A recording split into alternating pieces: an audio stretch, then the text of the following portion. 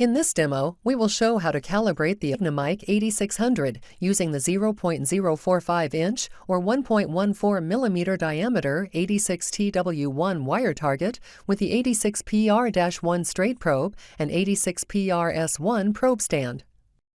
We will then insert the wire into the cooling hole of a turbine blade to measure the material thickness of the blade to the cooling hole. The thicker side is about 0.092 inches or 2.34 millimeters. The thinner side is about 0.033 inches or 0.84 millimeters. We will be using the 86ACC-W- kit, which includes the target wires, as well as wire on fixtures and reference standards designed to be used with the wire targets. We will be using the Magna-Mike in an area free from interference from magnetic materials. The first step would be to connect the probe and probe cable to the instrument and then turn the instrument on. It is important to let the instrument warm up for at least 5 minutes before using it so the probe can reach a steady-state temperature condition. The Magna-Mike 8600 can auto-detect the different size target balls, but it cannot auto-detect the wire or disc targets. Therefore, we will need to tell the instrument what target we are going to use. To do this, press the Setup key.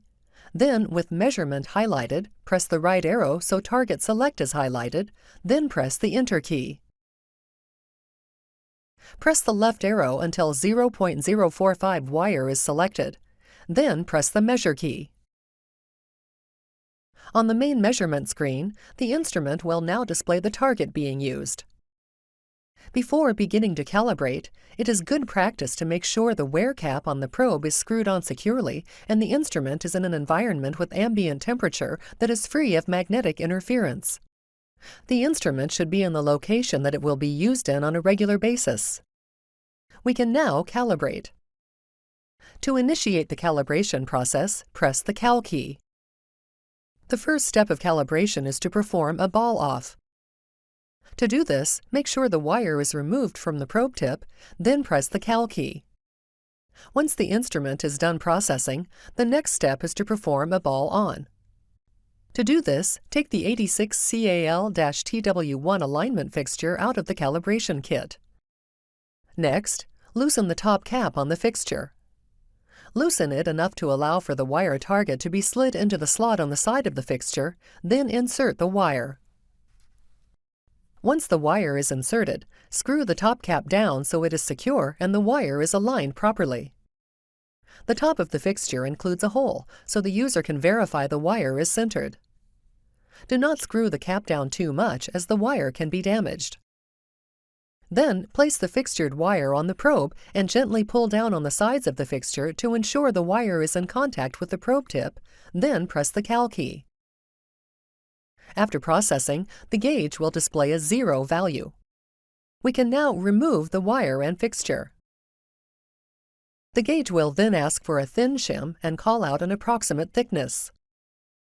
The thin shim called out for the wire target being used is 0.0400, or if you are using metric units, it would be 1.016. The English units of approximate thickness being called out for the thin shim corresponds to a part number in the calibration kit.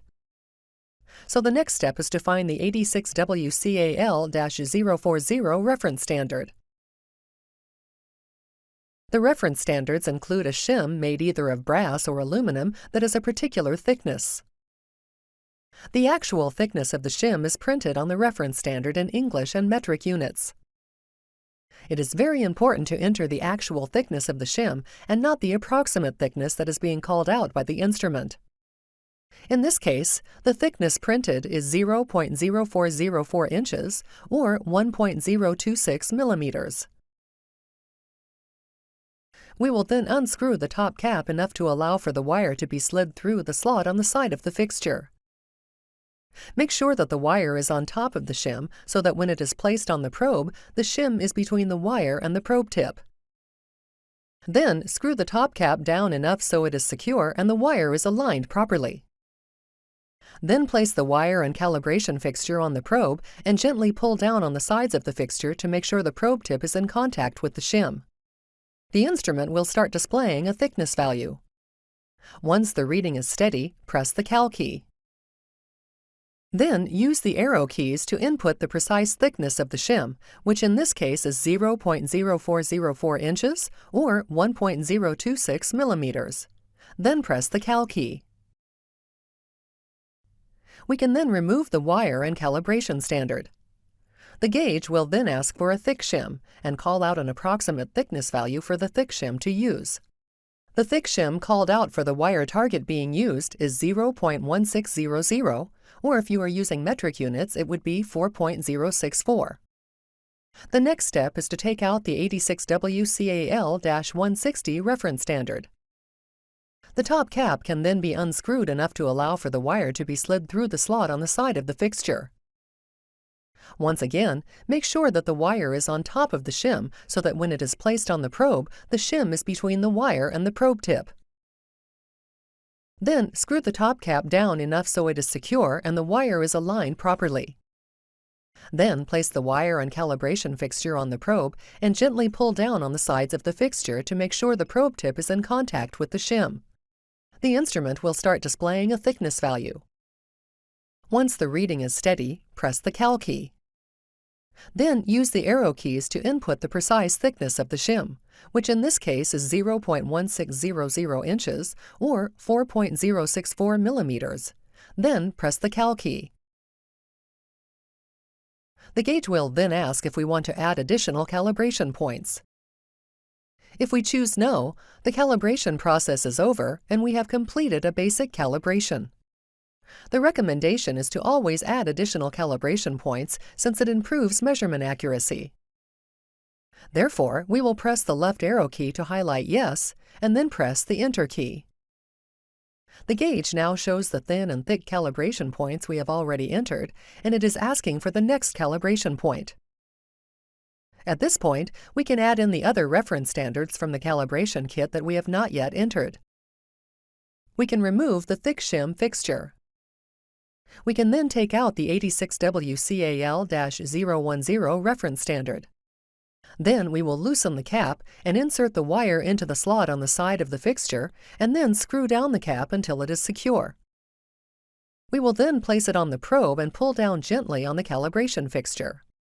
The instrument will start displaying a measurement. Once the reading on screen is steady, we will press the Cal key. Once the instrument is finished processing, we will use the arrow keys to change the value to the exact thickness of the shim, which in this case is 0.0101 inches or 0.257 millimeters. We will then press the Cal key, which will add the thickness to the list of calibration points. We can then repeat this process for the other calibration standards until they are all added to the list of calibration points. Once they have all been entered, we can press the Measure key. We have now completed a full multi-point calibration. It is good practice to check a few of the reference standards after the calibration has been completed to make sure they are measuring within specification. If they are not, you can try removing the target from the probe tip and then pressing the Q-Cal key. We will check the 10,000ths of an inch shim to make sure it is measuring within specifications, which it is. Then we will check the 80,000ths of an inch shim to make sure it is measuring within specifications, which it is. So once we have confirmed the reference standards are measuring within specifications, we are now ready to make measurements on the actual part. The true thickness will be when the target is directly over the center of the probe tip, which also corresponds to the minimum thickness measurement. The gauge will read a thicker measurement when the part is misaligned. For this reason, it is recommended to enable the minimum capture feature. To do this, we will press the minimum-maximum key and then enable minimum to on by pressing the right arrow. We can then press the measure key to return to the main measurement screen. We can now insert the wire target into the cooling hole of the turbine blade and place the thicker side of the turbine blade on the probe tip so the gauge is measuring the distance from the probe tip to the wire target and displaying the thickness of the turbine blade. At any time, we can press the Measure key to reset the captured readings. We can scan along the length of the part and also rotate the part. The minimum thickness will be updated as we scan. We can press the Enter key to freeze the measurements on screen, so we can rotate the part to measure the thinner side without capturing false readings. Once the thinner side is in contact with the probe tip, we can press the Enter key to unfreeze the measurements, and the minimum thickness will be updated. These measurements can be saved to the internal data logger of the instrument, or they can be sent directly to a spreadsheet. Now, if another target is used and the customer wants to recall the setup for the wire target we just used, they can press the File key and then keep pressing the down arrow until the Cal Recall is highlighted. Then they can press Enter. Here we see a list of calibrated targets. The user can highlight the 0.045 wire target and then press Enter, and then Enter again on Recall. Whenever you recall a calibration file, it is always recommended to remove the target from the probe tip and perform a QCal by pressing the QCal key. It is also good practice to then check a few reference standards to make sure the instrument is reading within specification and a new full multi-point calibration is not needed.